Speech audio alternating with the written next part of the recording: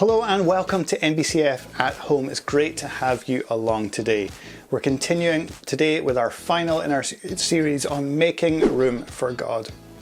This week we're looking at community, the importance of us being in community, why Jesus calls us to be in community, and how that makes room for Him in our lives. So stick around for that. Let me introduce myself. My name's Neil. Together with wife Jo, we lead North Berwick Christian Fellowship. We're a church that meets here in North Berwick, East Lothian in Scotland. You'd be very welcome to join us on Sundays at 10:30 a.m. at North Berwick High School, or you can of course catch us online.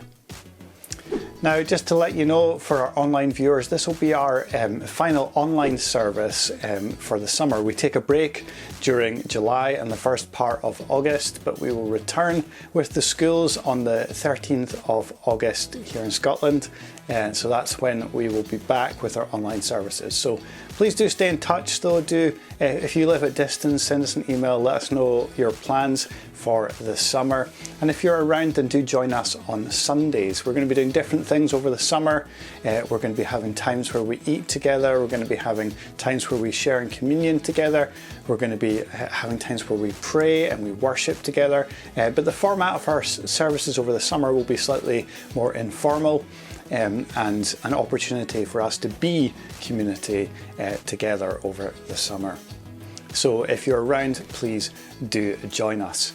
If you want to stay up to date with what's happening week by week and get hold of our summer schedule, then of course you can check out our website, or you can sign up for our weekly email, the NBCF Connect. We're going to join now with our teaching, and so as we do, let's just pray and ask God to move in our hearts and our minds. God, I thank you for your word, and I thank you for the gift of your community. Today I pray as we look at this topic, you would speak to our hearts, help us to grow as people of community, and help us, if we're lonely, to find community wherever we are. Amen. Let's join now with our teaching.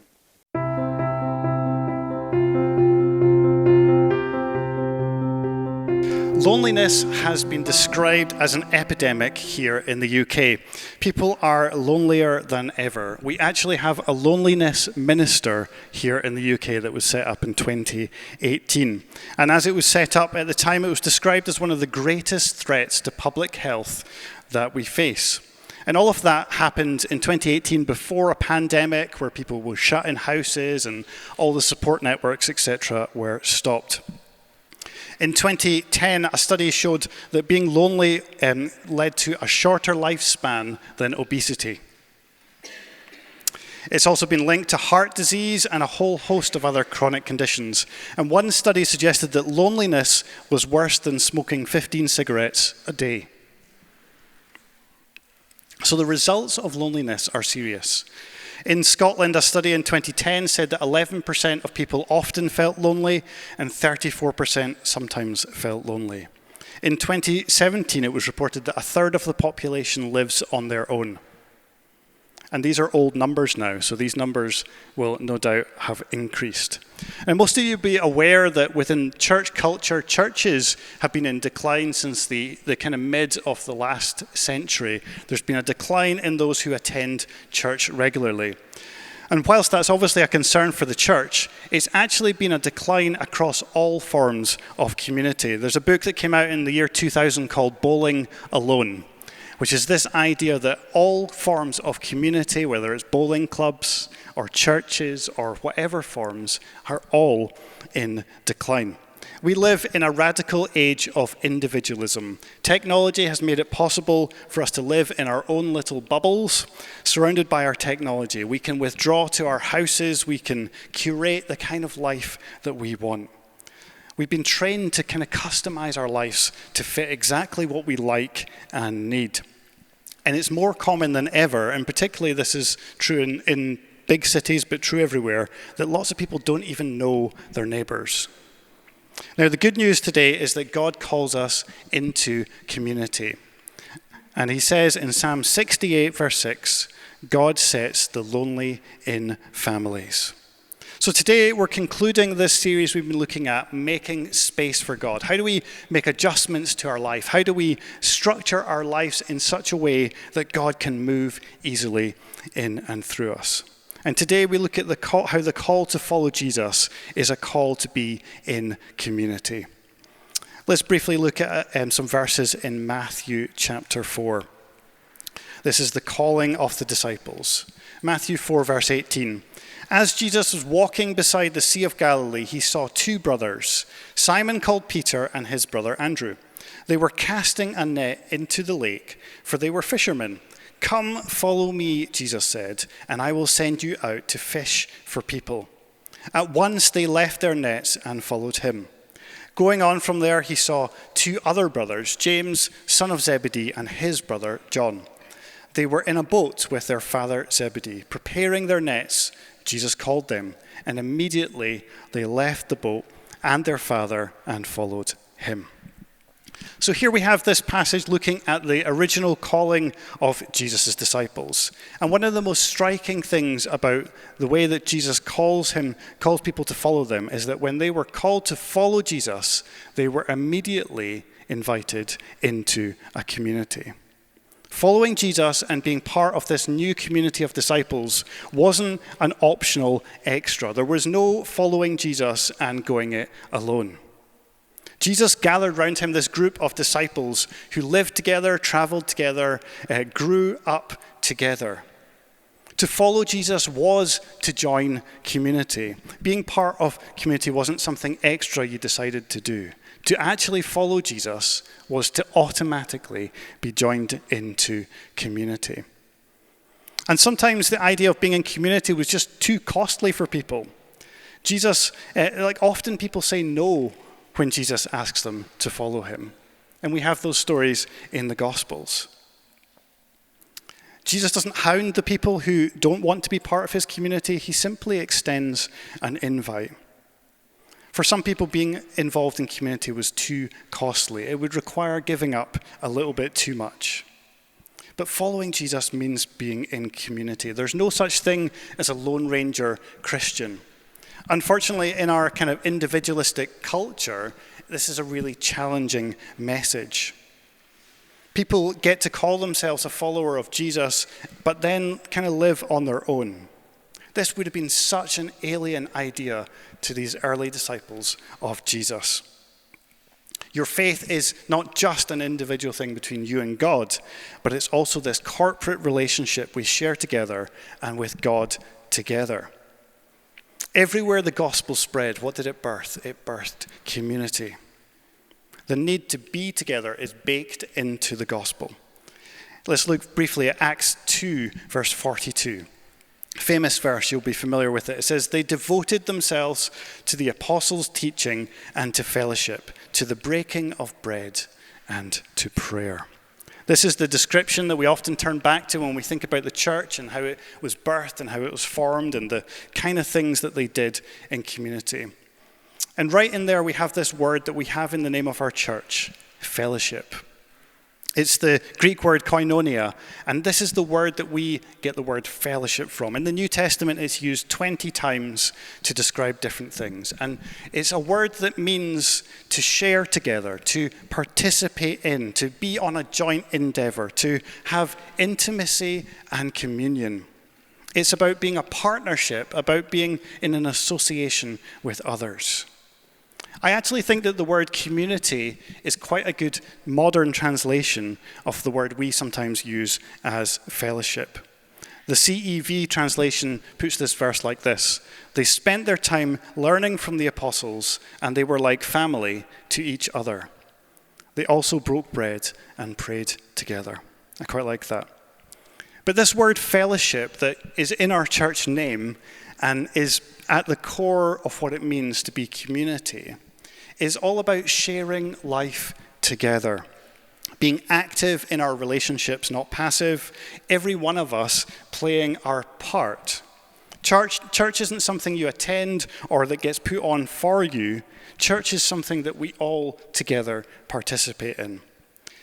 So we're going to think through a little bit this idea of community, and I'm going to do that by trying to help us think through some things that community isn't and then some things that community is. Okay, so firstly, the negatives. So community is not connection. So we live in a world that is more connected than ever. We live in that uber-connected world. You can contact anyone. You can keep up to date with that person you met 20 years ago on holiday one time. And you can find out what they're having for breakfast. You can find out how their kids are getting on at school. That's the level of connection we have. But interestingly, as in the social media age, we've got more connected, loneliness has actually gone up. Connection gives us a false sense of community because it costs us nothing to connect. You can connect with people without actually being in community. It makes us feel like we are having human interaction, and we can project a version of ourselves that isn't necessarily true. So in our hyper-connected world, this is one of the reasons that has led to so much tribalism, the infightings, the political discourse over the last 10 years. It comes down to this idea that as we've become radically individualized and then connected, we've created tribes. Tribalism is when you gather around what you hate. Community is when you gather around what you love. And social media has created these silos where everyone around us thinks the same way as us. And what that does is it spurs us on and on and on to more extreme actions, which is why our world is struggling so much with connection. So it's important to realize that community and being connected are not the same thing.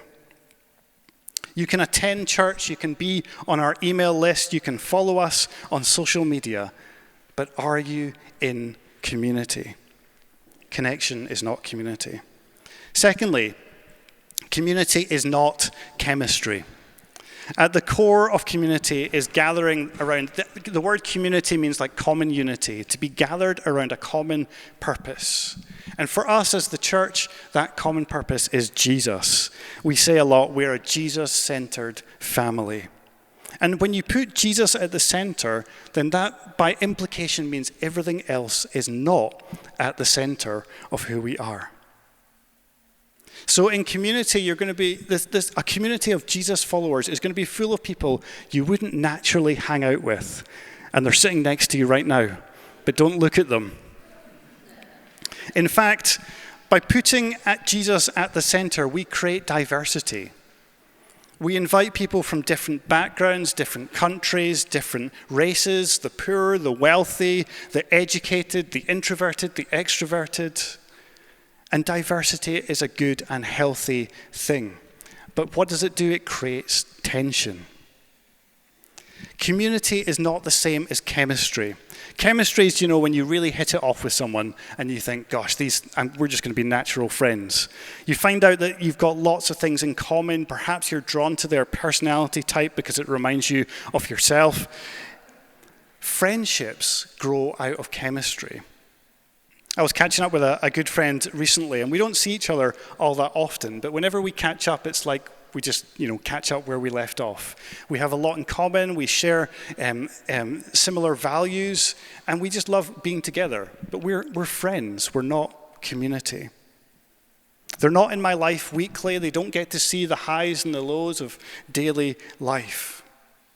Being in community doesn't mean being besties.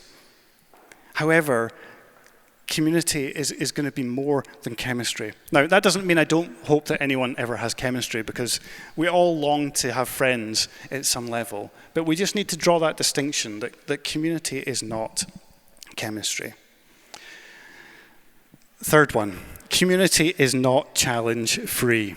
I kind of put in brackets, this is the idealism piece that we all carry around. We all in our heads have this ideal of what community looks like. Perhaps we get it from the media. Perhaps we imagine we all live like Friends in the TV series. We all live together. We all just grow up together. We're having a laugh. We just have constant fun together. If we're honest, we all have ideals in our head, about what community looks like. We imagine there'd be very little conflict. We imagine that everyone would just accept us as we are. We imagine that everyone around us would just adapt a little bit to fit so that we can just fit in without having to change. And when it comes to church community, people have even higher expectations because we all love Jesus, right?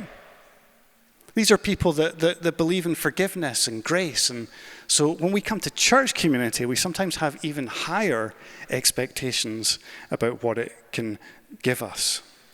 But here's the reality. You will get hurt. You will hurt others. There will be conflict and disagreement. Sometimes you're going to want to withdraw. Now, this sounds like the most depressing talk you've ever probably heard on community, but I think it's actually really important that I do burst the bubble on what community really is, because we've got to have a realistic view that the Bible gives us on community. The community that Jesus gathered around him had loads of issues too. Just read through the stories, like the letters that are written to deal with all these absurd issues that the churches are having. And then we read about the disciples falling out. You've got, they argued about who was going to be the greatest disciple. You've got James and John get their mother involved to see if they can get the best seats in the new kingdom. And then you think about the kind of people Jesus gathered. There's so much tension within that early group of followers. You've got on the one hand Matthew, the tax collector, who worked for the Roman oppressors. And then you've got Simon the Zealot. A zealot was like a kind of pseudo-terrorist group that went around trying to kill Romans. So you've got Matthew, who worked for the Romans, and you've got this person who was part of the zealot group trying to kill the Romans. Imagine the conversations over dinner. Think for a moment the arguments and the tensions and all of that, and some of that bubbles out in the stories that we read. There's power dynamics. There's all sorts of stuff. When Peter comes to Jesus and asks, how many times should he forgive his brother? I don't think it's a hypothetical situation. I think he's like, I am up to here with John. I've just had it up to here with John. And so when Jesus replies and he says, no, just keep forgiving and do it from your heart. So I think it's important we just kind of let go of this idealistic view of community. It's really important we do that before we grasp what Jesus calls us to. Yes, community is a good thing. It's a healthy thing. It's what we long for, but it's not always an easy thing. Jesus was the best person ever at creating community, but his community still had issues. Time to let that idealism die. So now, before you kill yourselves, let's get on to the positives. What are the hallmarks of healthy Christian community? And the first one might surprise you, but it's kind of simple. Community is commitment. Community is commitment. First and foremost, community is something we choose to commit to. The verse that we looked at in Acts earlier, it says they devoted themselves. Not someone else didn't devote them, they devoted themselves. They decided in their heart, this is what we're devoted to. As we saw already, that Jesus' invite was to come and say yes to him, but yes to community. It's a collective invitation. You either say yes or you say no. And as we've discovered in the Gospels, there's times where people just feel like they can't say yes.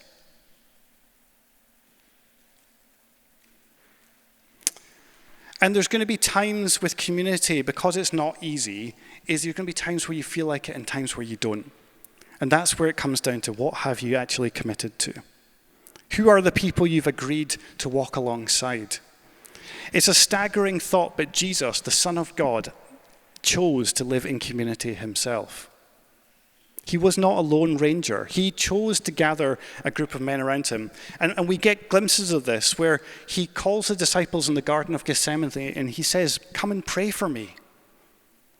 And then what does he face into? The disappointment of discovering they couldn't even stay awake. That's community. But Jesus actually asked them to come and do that. And Jesus, if we're honest, wasn't a very good recruiter for his community. Sometimes when people came to him, he actually put barriers up rather than in trying to make it super easy for them to join. You know, sell all you have and then come follow me. Let the dead bury the dead. Don't worry about your family right now. Can you imagine if Joe and I said that on the way in to church on a Sunday. Yeah, you can come in, just sell everything you've got, and we'll take it from there. Jesus had a very different approach to inviting people into community. He seemed okay with whatever reason people deciding not to do it.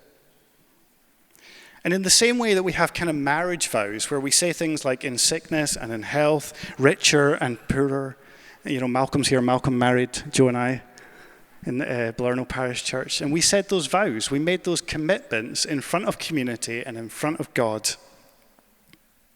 We have committed. And marriage, we of course know, is a covenant. It's like a commitment to another person. Now, think for a minute, the early church, and it was in the verse in Acts that we looked at, what was at the center of the community of the early church? It was the bread and the wine. Communion, as we call it, or the Eucharist, as some people call it. The center of Jesus' community was not a stage with a person standing up here, but the center of Jesus' community is a table. But communion, again, is a covenant meal. Every time we share in communion, we're sharing in a covenant meal. And yes, that covenant is about the new covenant that Jesus brought. But there's also something horizontal that happens in communion. We're recommitting to the community that we are part of. Each time we do communion, we're kind of making a fresh commitment to this Jesus community. And it's in that place of humility and confession where we know that we all mess up, that we come and we ask for grace to again be Jesus's body. So the center of Christian community is commitment. And we need to resist this FOMO, the fear of missing out. What if something better comes up than Christian community? Well, guess what? It will. Something better will present itself, which is why it has to be something we commit to. In a world where we seemingly have infinite choice, the hardest thing is to choose one thing and stick with it. Christian community is first and foremost a commitment we make. Secondly, Christian community is about becoming love. The writers of the New Testament, all the letters that are written, the Gospels, all of it was designed to be understood in community. There's so many of the insights that just don't make sense if you're on your own. Everyone thinks they're the most loving person ever when they're on their own. We all think we've arrived. And when we're on our own, we do deceive ourselves. Either we're prone to thinking that we're actually much better than we actually are. Or some of you might even feel like, oh, there's just nothing good on me. Neither of those extremes is good. And that's where we need community to speak truth to us. None of us have a good perspective on ourselves. Now, there's loads of verses in the New Testament that use the phrase one another, all the one another's of the Bible. I think there's 100 of them that describe the kind of community behaviors. And love is the most common command. It's repeated again and again and again. Love one another. But the problem with the word love is it's so big and grand and vague that we struggle to know, how do I actually do that? If I just said the aim after today is just go and love each other, you'd be like, great, because it feels easy, but it's so nebulous, it's so hard to reach. But the Bible gets more granular. It's serve one another. Be patient with one another. Encourage one another. Confess to one another. Be at peace with one another. Forgive one another. Prefer one another. Honor one another. Be humble to one another. Bear one another's burdens. Don't judge one another. Don't lie to one another. These are just some examples, but they all require us to be living in community. Community is where we learn to love. Community is a school of love. We need to break it down into the behaviors, not this abstract idea. We need a place where we can practice what kindness looks like. We can practice gentleness and patience. Christian community is supposed to be formational. It changes something about us. We make room for God in our lives by making room for community. We're changed as we experience the love and the grace of God. And yes, it happens directly from God himself. Romans 5:5, God's love has been poured into our hearts through the Holy Spirit who has been given to us. But so often we actually need to experience God's love through others as well. Community is the place in which we do that. It's where we become mature. And without community, we just simply stay immature. And worse than that, we actually misrepresent God to the world. One of the most challenging verses on this topic is one here in John 13:35. By this, everyone will know that you are my disciples if you love one another. The evidence that we actually know God and that we love Jesus is the way we treat each other in the church. And I think we've got a way to go. But it's the way we treat one another that is the measure of how we are representing Jesus. The Bible says you can claim to love God, but if it doesn't show up in community, then you're missing the mark. It's a challenging thought. Thank goodness for grace, because we all fall short and we all need the grace of God. But recognizing our weakness and our need for others is at the start of it. Community is a school of love. Now, during the week, as I was preparing, Norman sent me this quote over from Dallas Willard, which I thought was a really helpful quote. And it says this: "The aim of God in history is the creation of an all-inclusive community of loving persons, with himself included as its prime sustainer and most glorious inhabitant." So Christian community is those two things, commitment and becoming love. I had a longer list, but you would have been here for 3 weeks. And now I just want to just switch gears just before we finish into giving you some survival tips for community. Community is like going out into the jungle. You're going to need a few things on the road. Here are some top tips, not from me, from Jesus, about how we can survive community. The first one is this: ask, what can I give, not what can I get? What are you going to bring to community rather than what community can do for you? And the answer is going to be different for each of us in our circumstances, in our resources, in our health issues, or whatever it might be. But we need to start from the place of what can I bring rather than what can I get? There'll be times we need to receive from community, but what can I bring to community? Secondly, work on yourself more than you work on others. This one will get you in trouble if you do it the wrong way round. But community is the place where we grow and we become love. There is an aspect, iron sharpens iron. There's a forging process that happens in community. And it's the annoying thing about community is it's really easy to see other people's problems. It's really easy to spot the things that annoy you about other people, or like, that person needs to be more patient. And if we're not careful, we become experts on how other people can grow. And Jesus, of course, knew we'd have this tendency, which is why he gave us that analogy of dealing with the plank in your own eye before the speck in your brother or sister. So, yes, we want to help everyone grow, but your job is to focus on you. What is your responsibility when it comes to grow? Third point, don't talk about people, talk to them. This is one of those things that creates health in a community. If you have an issue with someone, don't discuss it with someone else and cover it by saying, I just need prayer points for this. When we have a problem in community or conflict or something's not certain, speak to the only person that can actually do something about it. The person who is hurt or you've hurt or however it works. And in psychology terms, this is called triangulation, when we try and pull a third person into a relationship. And triangulation effectively just creates really toxic culture. When rather than talking to people, we talk through someone else to someone else, it becomes really unhealthy. So talk to the person involved. Fourth one, assume the best of others. The easiest way to damage a relation is to assume that the other person's motivations are really bad. If we start from the place of, assuming that the reason someone did something was because they're just a really bad, evil person, and that's why they did this, then we know how that feels on ourselves. We know how that hurts. But being a Jesus follower means that we believe the best in others. In 1 Corinthians 13, Paul says, love bears all things, believes all things, hopes all things, and endures all things. This is about believing in the best perspective of others. And I find it challenging, the translation that says that love always trusts. That's a challenging verse. We trust the best in other people.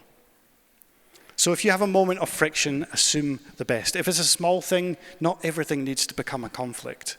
Perhaps the person wasn't ignoring you, they were just thinking about something different, or they were busy. Assume that the person wasn't giving you a dirty look, they were just thinking about what's for lunch. Some of us were born with resting faces that just look a bit angry. It doesn't mean that we're angry. So we've got to assume the best. Rather than assuming the person who's late to small group, not looking up in case anyone sees this, is late because they really just don't care about small group. What if you assumed that actually something important's come up in their lives?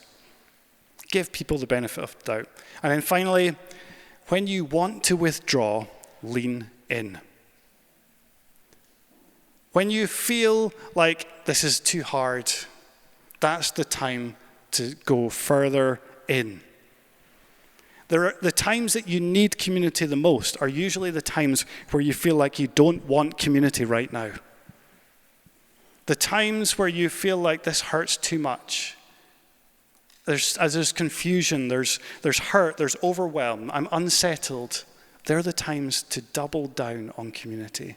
Go to small group when you don't feel like it. Go to church even when you don't feel like it. Lean in, because I've watched it time and time again. When people want to withdraw, and they do, what happens is they enter this spiral that takes them out and out and out and out. But if you can lean in the uncomfortable moments, then you will be held by community. So there's your survival tips for community. So this series has all been about how do we make room for God. It's about shaping our lives in such a way that God can breathe and move through us. We've looked at lots of things. We've looked at slowing down, how we can't run at a pace where God's not running. We looked at rest, the importance of actually not just burning ourselves into the ground. We talked about the idea of experiencing God, not just learning in our heads about God. And then finally today about investing in Christian community. Christian community is one of those kind of fundamental things that if we get that piece right, then all the other stuff begins to flow. And is massively countercultural in this day and age where community is less. And what's the response today? Well, it's simply just an invite. In the same way that Jesus invites people into community. Today I just want to say, come and be part of community. If you've already committed to this community, then great, keep going. What you thought was just habit is actually forming you and bringing you life over time. It's what your neighbors and your colleagues long for, a place to be known and know others. If you're on the edge today, then the invite is just to come in a bit deeper. Attending church is just a doorway. Community looks like being part of a small group of people who are engaged in each other's lives and pouring into one another through the highs and the lows of life. And if you're interested in a small group, then do come and chat to Joe or I. Community is about forgiving others when they hurt you. It's speaking to the person you have an issue with. It's gentleness. It's letting go of gossip. It's leaning in when you feel like withdrawing. Jesus' model of community was high commitment, low control. We're never going to control anyone here to be part of community. Community is always an invitation. But will you lean in? And we start with that word about fellowship. And fellowship is about participating together. So the invite today is also just, will you participate with us in what God is doing in this place? Will you play your role in what God wants to do in our church at this time?